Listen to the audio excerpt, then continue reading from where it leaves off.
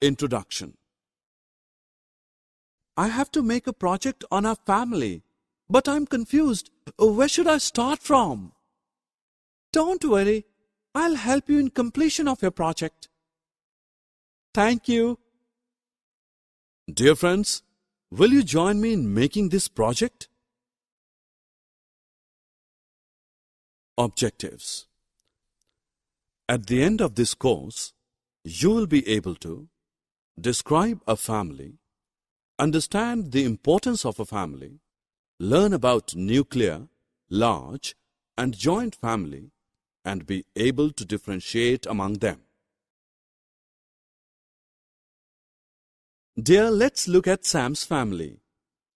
She is Sam's mother and he is Sam's father.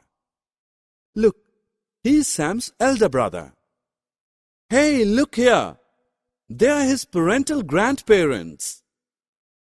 Now see, they are Sam's uncle and aunt. And they are his maternal grandparents. Sam lives with his mother, father, and elder brother. You know, this is an example of a nuclear family. Now look at this family chart. What do you notice? We notice that the parents with more than 2 children form a large family. Do you know what a joint family is? In a joint family, grandparents, uncles, aunts, and cousins all live together with the parents and children of a nuclear family.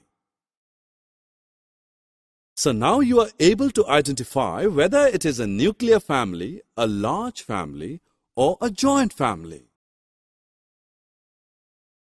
The members of a family live together, and the place where they live is called a home.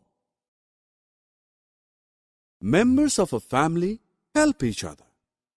You know, they work, live, and have fun together.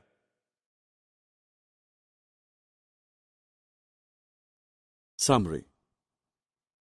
Now friends, let us summarize what we have learned.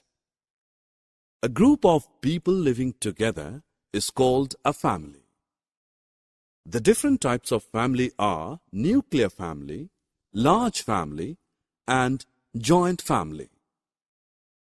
A nuclear family comprises of a father, mother, and 1 or 2 children. A large family comprises of a father, mother, and more than 2 children. A joint family comprises of grandparents, uncle, aunt, and cousins living together with the nuclear family.